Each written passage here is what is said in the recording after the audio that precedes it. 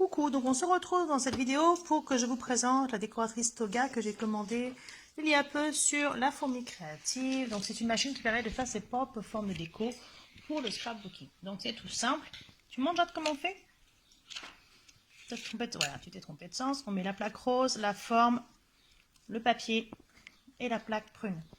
Ensuite, il suffit d'insérer la plaque dedans et de tourner la manivelle.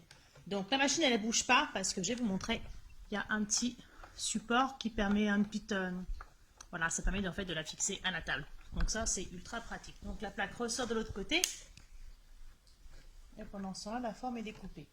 Pas besoin de pile, pas besoin de fil, juste des mains. Tac, et voilà. La forme. Alors, tu montes, vas-y, tu veux si tu arrives à la décrocher. Voilà, donc c'est tout simple, la forme elle est parfaite.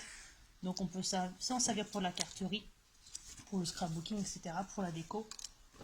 Donc avec, j'avais deux petites formes de découpe, je vais essayer de vous les retrouver. Il y avait ces deux-là qui étaient offertes, donc ceux de la marque. Et eux, en fait, ils ont un petit support mousse. Je pense que c'est pour protéger un petit peu les plaques. Vous voyez là, après l'usage qu'on a commencé à voir, ça s'abîme un petit peu. Ensuite, j'avais commandé le petit château, qui est super sympa aussi, de ces Shop Dice Blue. Je connaissais pas. Donc faites gaffe aux tailles aussi, parce que vu que la machine n'est pas très grande, il ne faut pas excéder 6,5 par 16, si je ne me trompe pas. Donc le château, ça donne ça, vu que le papier est fait les deux côtés. Encore chouette.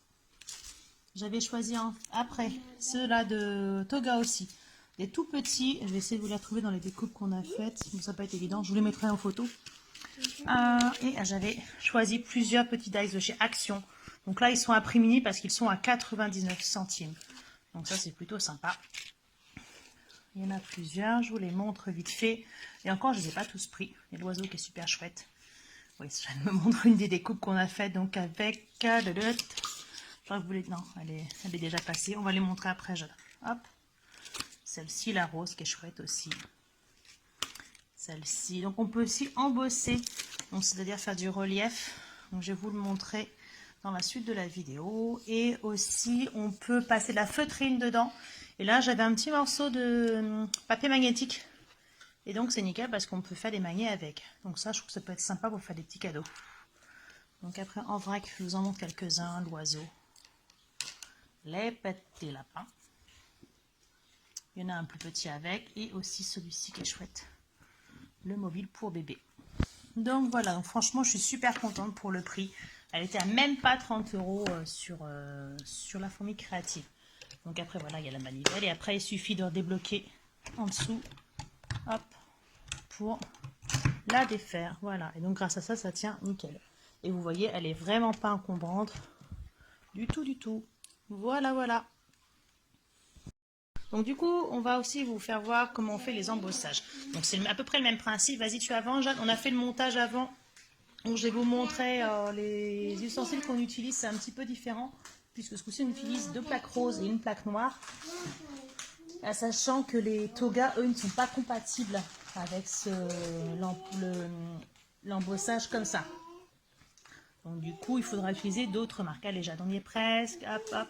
Donc l'embossage, en fait, ça va vous faire un petit truc un petit peu en relief. Hop. Ah ben il est là. Tac. Du coup, ça, ouais, voilà. Donc en fait, il a fallu que je fasse même dans l'autre sens. Donc du coup, ça vous fait pas la découpe, ça vous fait juste la forme comme ça. Donc du coup, on essaye aussi avec la feutrine que j'ai retrouvée finalement. On a fait des essais avec la jaune, c'est pas trop mal. La violette aussi, on a réussi à avoir un petit papillon qui est plutôt pas mal. Par contre, ma bleue doit être un peu plus épaisse et du coup, bah, c'est pas top quoi.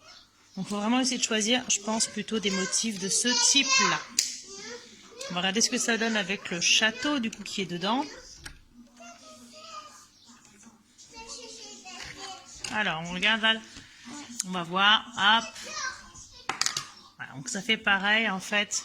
Voilà, comme on a vu avec l'autre. Il faut vraiment, je pense, des formes très simples pour réussir à faire la feutrine. Parce que là, la jaune, quand même, vu qu'elle est fine, il faut plus, voilà, ce genre de modèle. Mais sinon, c'est vrai que c'est dommage que ça pourrait être super sympa.